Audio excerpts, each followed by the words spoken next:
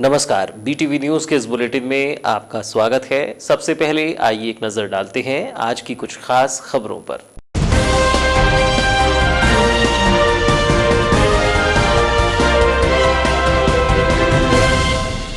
Rice मिलों के धान के स्टॉक का हो रहा है निरीक्षण। अनुविभागीय अधिकारियों के द्वारा किया जा रहा है निरीक्षण। बाहर से आ रही धान को देखते हुए अधिकारी हुए सजग। निरीक्षण के बाद मिल में पहुंचने वाली धान की देनी होगी राइस मिलर्स को जानकारी। उत्तर प्रदेश से भारी मात्रा में जिले में पहुंच रही है धान। 1.5 सालों से अवरुद्ध है नगर के विकास कार्यों की गति। नगरीय निकाय चुनावों की सुगबुगाहट ने बढ़ाई पार्षदों की चिंता। भूमि पूजन के बाद नहीं हुए कार्य, जनता पूछ रही है जवाब। वार्ड की जनता के सवालों से कतरा रहे हैं तत्कालीन पार्षद। विहिप और बजरंग दल के गौरक्षकों ने पकड़े 38 नग गौवंश। लालबर्रा की ओर से महाराष्ट्र ले जाए जा रहे थे गौवंश। पुलिस की मदद से कांजी हाउस जब्त कर रखवाए गए मवेशी। 4 दिसंबर के तड़के लगभग 4 बजे का है मामला।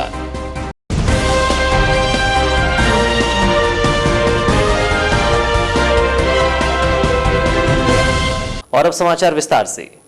कोरोना काल में गरीबों की थाली में अमानक स्तर का चावल परोसे जाने का मामला शांत नहीं हुआ था कि जिले में समर्थन मूल्य पर की जा रही धान की खरीदी के दौरान उत्तर प्रदेश से जिले में बड़ी मात्रा में पहुंच रही धान की खेप से जिला प्रशासन में हड़कंप की स्थिति नजर आ रही है। जिला प्रशासनिक अधिकारी लगातार इस पर अपनी पैनी नजर बनाए हुए हैं। बता दें कि वर्तमान में जिले की सीमा कंजई में लगभग 180 धान से भरे हुए ट्रक खड़े हैं, जिसकी जांच भी अनुविभागीय अधिकारियों के द्वारा की जा रही है, जबकि कार्यवाही की जद में पुनः जिले के राइस मिलर्स आ रही हैं। जिले में अमानक स्तर के चावल घोटाले की जांच की आंच अभी ठंडी भी नहीं हुई थी कि जिले में जारी समर्थन मूल्य पर धान खरीदी के दौरान ही भारी मात्रा में उत्तर प्रदेश से धान के ट्रक जिले में पहुंच रहे हैं, जिसके चलते जारी समर्थन मूल्य की धान खरीदी में इस चावल को खपाने का प्रयास होने की संभावना को देखते हुए जिला प्रशासन भी सजग हो चुका है, जिसे लेकर कलेक्टर दीपक आर्य ने जिले के समस्त अनुविभागीय अधिकारियों को इसका जिम्मा सौंपा है कि वो पहले तो बॉर्डर पर ही इन ट्रकों की जांच करें, जिसके बाद जिले में राइस मिलों के स्टॉक का भी निरीक्षण करें, ताकि राइस मिलर्स किसी भी प्रकार से कोई हेरफेर ना कर सके। जिसके तहत जिले के सीमा कंजई में एसडीएम संदीप सिंह ने उत्तर प्रदेश से पहुंचे धान के लगभग 180 ट्रकों को खड़ा करा दिया है, जिनकी जांच अभी प्रारंभ है। इसके अलावा कलेक्टर दीपक आर्य के निर्देश पर अनुविभागीय अधिकारियों के द्वारा जिले की राइस मिलों का भी निरीक्षण कर यहां रखे स्टॉक की जानकारी एकत्रित की जा रही है। अधिकारियों का कहना है कि अगर राइस मिलर्स के द्वारा स्टॉक की सही जानकारी प्रशासन तक नहीं पहुंचाई गई तो निश्चित ही उन पर कार्यवाही की जाएगी। शुक्रवार को एसडीएम बालाघाट केसी बोपचे के नेतृत्व में तहसीलदार रामबाबू देवांगन सहित 2 नायब तहसीलदार शोभना ठाकुर, आकांक्षा चौरसिया ने अलग अलग टीम बनाकर बालाघाट राजस्व क्षेत्र में मौजूदा 18 राइस मिलर्स का निरीक्षण कर उनके स्टॉक देखे। तहसीलदार रामबाबू देवांगन के द्वारा बालाघाट नगर से सटी ग्राम गोंगलई में Yashoda rice mill, Shri Ram rice mill, Netra स्थित एसएस राइस मिल, राम परबाइलिंग उद्योग सहित विजय राइस मिल का निरीक्षण कर यहां रखे धान के स्टॉक का निरीक्षण कर उसे अपने पास दर्ज किया है। कार्यवाही को लेकर तहसीलदार रामबाबू देवांगन ने बताया कि राज्य शासन और कलेक्टर के निर्देश पर ऐसे राइस मिलर्स और व्यापारी जिनके गोदामों में धान का स्टॉक रहता है, उन सभी का प्रारंभिक स्तर पर भौतिक सत्यापन कर लिया जाए। इसी तारतम्य में आज बालाघाट सब डिवीजन के अंतर्गत 18 राइस मिलर्स का भौतिक सत्यापन किया जा रहा है। प्रारंभिक रूप से निरीक्षण के दौरान देखा गया है कि राइस मिलर्स के पास कोई भी नया धान मौके पर नहीं है। जो भी धान स्टॉक में पड़ा हुआ है वो पुराना है। सभी राइस मिलर्स को चेतावनी दे दी गई है कि अब जो भी स्टॉक इनके पास आएगा या फिर इनके द्वारा बाहर से बुलाया जाएगा तो उसका स्टॉक मेंटेन कर उसकी जानकारी प्रशासन को देनी होगी। अगर इसके बाद कोई भी अवैध स्टॉक पाया जाता है तो उसे जब्त कर शासन के निर्देशों के तहत कार्यवाही की जाएगी। जैसा कि राज्य शासन के निर्देश हैं और कलेक्टर महोदय द्वारा एक आदेश निकाला गया है सभी अनुविभागीय अधिकारियों और तहसीलदारों को कि जितने भी उनके एरिया में राइस मिल्स हैं, जो मिलर्स हैं या व्यापारी हैं, जिनके गोदामों में धान का स्टॉक रहता है, उन सभी का प्रारंभिक स्तर पर भौतिक सत्यापन कर लिया जाए।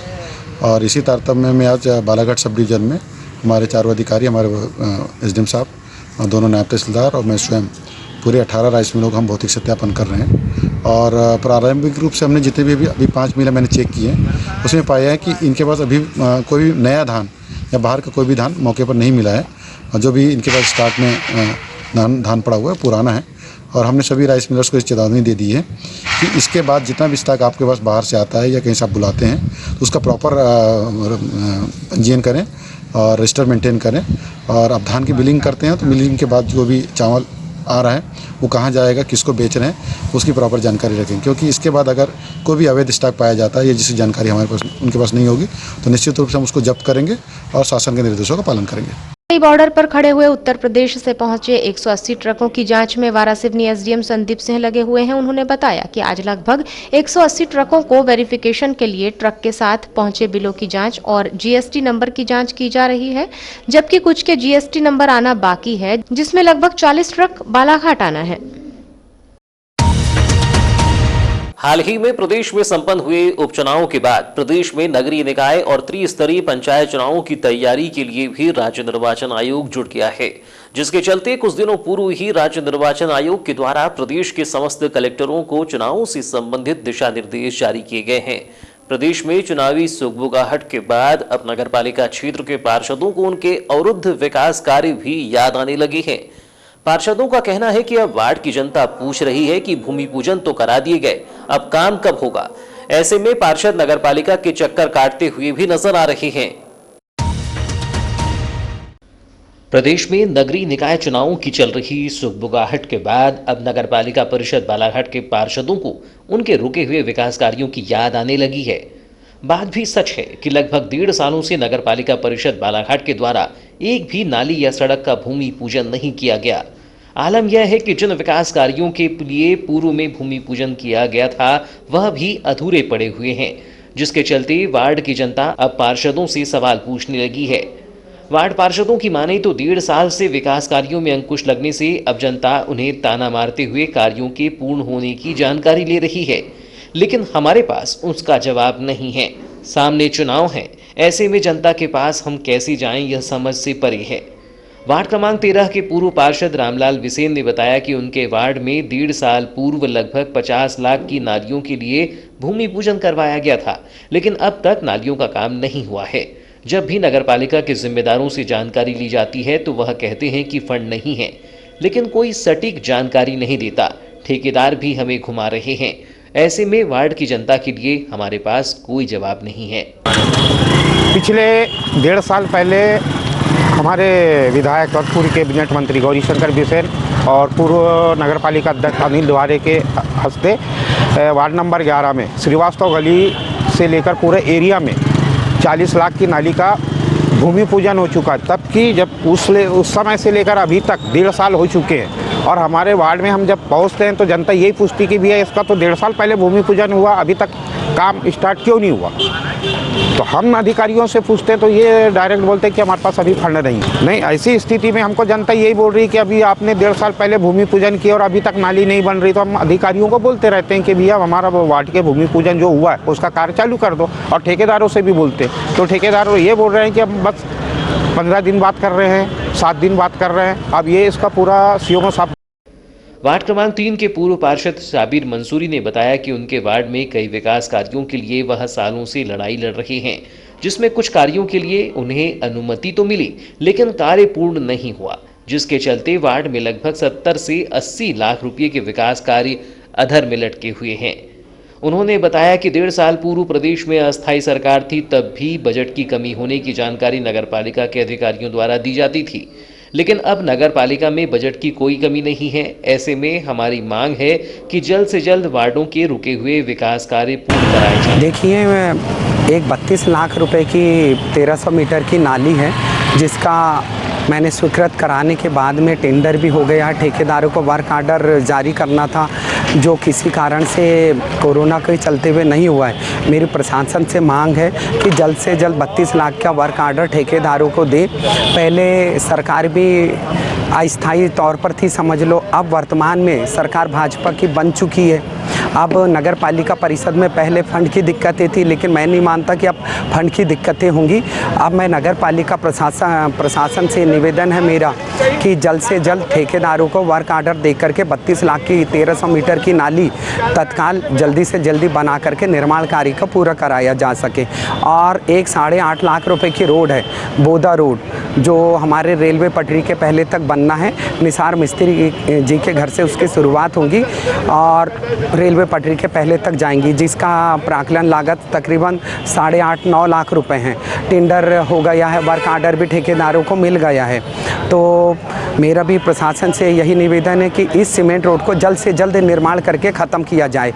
और ये मान के चलिए कि और भी मेरी 2-3 रोडें और हैं जो स्वीकृत हो चुकी है, उसके भी प्रशासन जल्द से जल्द तकरीबन ये कुल टोटल ये मान के चलो कि 70 से 80 लाख रुपए की और रोड और नालियों के काम हैं जो मैंने तैयार करके रख चुका हूँ। नगर पालिका प्रशासक और मुख्य नगर पालिका अधिकारी जी से मेरा निवेदन है कि जो मैंने 70 से 80 लाख रुपए की जो सीमेंट रोड और नालियाँ स्वीकृत कराया हूँ, ये जल्द से जल्द इसके निर्माण कार्य होने। नगर में विकास कार्यों की बात करें तो यहाँ कई ऐसे कार्य हैं जिनके लिए भूमि पूजन पत्थर सालों से धूल खा रहे हैं। ऐसे में सवाल उठना भी लाजमी है कि जब भूमि पूजन कर दिया गया तो कार्यों को पूर्ण करने में इतनी देरी क्यों?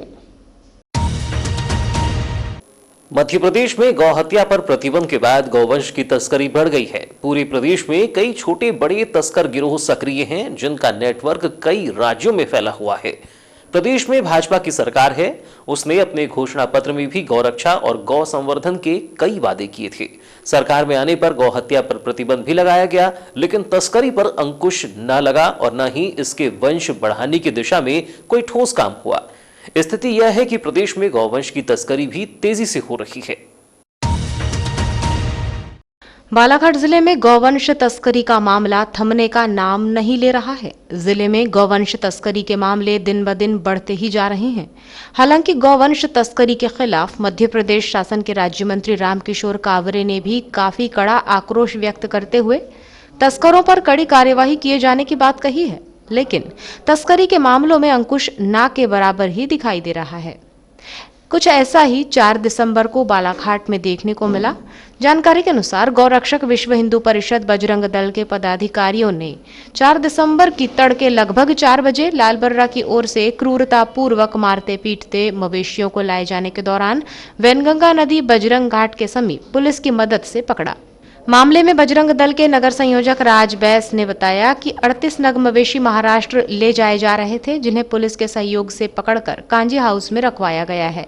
उन्होंने बताया कि गौवंश के साथ मौजूद लोगों ने गोलमोल जवाब दिया, जिसके चलते उन पर शक हुआ। इसके बाद पुलिस विभाग को मौके पर बुलाया गया। उन्होंने बताया कि मवेशियों को पकड़ने के दौरान उन्हें धमकी भी दी गई है। कैसा क्या मामला है? 38 बैल पकड़े हैं जो बालाघाट से मर्री बाजार बता के गोंदिया और रामनवाड़ी लेके जा रहे हैं, जिनके बारे में हमने जानकारी ली है उनसे। जो मवेशी लेके जा रहे थे, उन्होंने ये कहा कि हम लेके जा रहे हैं हट्टा बाज़ार, जबकि कल हट्टा बाज़ार है नहीं। मंगलवार को हिर्री बाज़ार रहता है और ये बताएं हमको कि हिर्री बाज़ार लेके जा रहे हैं, लेकिन ये लेके जा रहे थे रावणवाड़ी और गोंदिया, जिसकी 38 चिट्ठी हमने ऐसा ही सर संदीप सर को दिए हैं। और मैं हमारे मित्रगण के साथ बजरंगी भाईजान, बजरंगी अपने दोस्तों लोग के साथ सबको पकड़े और हमने यहाँ कांजी हाउस लेके आए हैं, जिसकी पूर्ण जानकारी हमने एसआई साहब को और टीआई साहब को दिए हैं बालाघाट के। और इसमें हमारे को ये है कि मेरे को धमकी दी जा रही है इस बात पे फ़ोन कर करके कि तुमको हम कल समझ लेंगे या तुमको देख लेंगे, कल ऐसा कर लेंगे वैसा कर लेंगे। उनकी सर पूर्ण जानकारी मैंने टीआई साहब को, एसआई सर को दे चुका हूँ। इस दौरान नगर मंत्री माही चौहान, भवानी ठाकुर, मानू यादव समेत अन्य गौरक्षक मौजूद रहे। ग्रामीण थाना क्षेत्र अंतर्गत ग्राम कोसमी में इन दिनों असामाजिक तत्वों की हरकतों से पूरे ग्रामवासी परेशान हैं। ग्रामवासियों का मानना है कि कुछ असामाजिक तत्वों के द्वारा ग्राम की फिजा को बिगाड़ने का काम किया जा रहा है, जिसे बर्दाश्त नहीं किया जाएगा। ग्रामवासियों ने मामले की शिकायत पुलिस विभाग में की है। बता दें कि इन दिनों ग्राम कोसमी में असामाजिक तत्वों के डेरे से ग्राम की महिलाओं और युवतियों को काफी दिक्कतों का सामना करना पड़ रहा है। यह असामाजिक तत्व न केवल सामाजिक स्थल पर बैठकर शराब का सेवन करते हैं, बल्कि कांच की बोतलों को भी फोड़कर चले जाते हैं, जिससे चलते ग्राम के बच्चे उस कांच का भी शिकार हो रही हैं।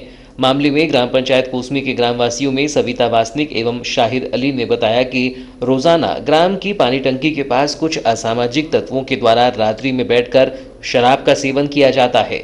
इस दौरान वह लोग अनर्गल बातें करते हैं, जिसके चलते हम सभी का घर से बाहर निकलना दूभर हो गया है। इसलिए आज ग्राम के पूर्व सरपंच को मामले की जानकारी दी गई। यहाँ बैठते सर, सब ड्रिंक व्रिंक करते, गाली गलौज करते बहुत ज़्यादा। शाम होती तो हम लोग निकलते भी नहीं, बहुत सारे लोग बैठे रहते टंकी के पास।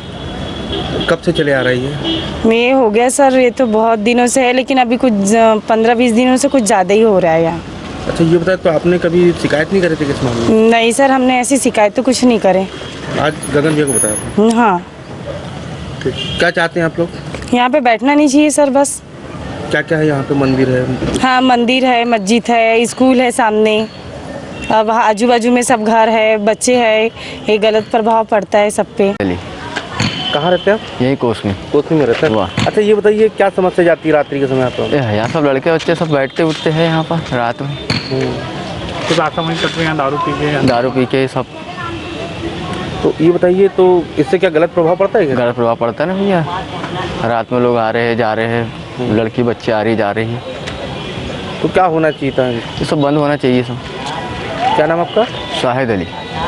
मामले में पूर्व सरपंच गगन नकपुरे ने बताया कि उन्हें लगातार ग्राम की पानी टंकी के नीचे कुछ असामाजिक तत्वों के द्वारा रात्रिकालीन बैठकर शराब पीने की जानकारी मिल रही है। उन्होंने बताया कि यह असामाजिक तत्व न केवल शराब पी रहे हैं, बल्कि शराब की बोतल फोड़कर उसके कांच भी खेल मैदान में फैला रहे हैं। उन्होंने कहा कि पास में ही रामदास मंदिर सहित मस्जिद भी है। ऐसे में ग्राम की फिजा को भी गंदा करने का कार्य किया जा रहा है। मामले की जानकारी लगने के बाद तत्काल ही इसकी शिकायत एएसपी को की गई है। बाइट। पहले कि महिलाओं के माध्यम से कि रात्रिकालीन रोज का यहाँ पर कुछ लड़के बैठते हैं, असामाजिक तत्व बैठते हैं, जिनके द्वारा आपको मैंने दिखाया कि पूरी बियर की बोतलें हैं, दारू की बोतलें हैं और डिस्पोजल वगैरह जो हैं, आए दिन यहाँ बैठ के दारू पीते हैं पानी टंकी के नीचे। पानी टंकी के साथ साथ यहाँ हमारे जो छोटे छोटे नन्हे बच्चे हैं और हमारे यहाँ के जो गौरव हैं, जो नेशनल लेवल तक वॉलीबॉल प्लेयर हमारे यहाँ के जाते हैं, उनका ग्राउंड है बाजू में ही। यहाँ बैठ के इनके दारू पीते हैं, उसके बाद ये बोतलों को फोड़ते हैं। आजू बाजू मकान है, पीछे में आप रविदास मंदिर है, सामुदायिक भवन है, माध्यमिक शाला है, सामने आप जो मेरे पीछे में देख रहे होंगे कि मस्जिद भी है। ऐसे में कहीं शांति भंग होने का भय होता है, कहीं आपसी में कहीं वाद विवाद ना हो जाए। कई सारी चीज़ों को देखते हुए मैंने आज यहाँ पर आकर देखा और आपके माध्यम से मैं सूचित करना चाहता हूँ शासन प्रशासन दोनों को कि ये जो स्थिति बन रही है, इसके पीछे कहीं ना कहीं उन असामाजिक तत्वों का काम है जो नहीं चाहते कि ग्राम पंचायत कोसमी में पढ़े लिखे, खेलकूद में और साफ़ सफाई का वातावरण बना रहे।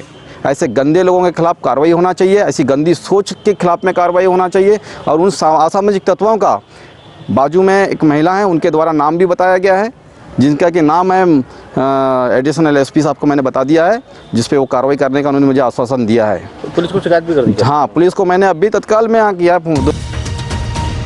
और अब चलते चलते आइए एक नजर डालते हैं आज की कुछ खास खबरों पर।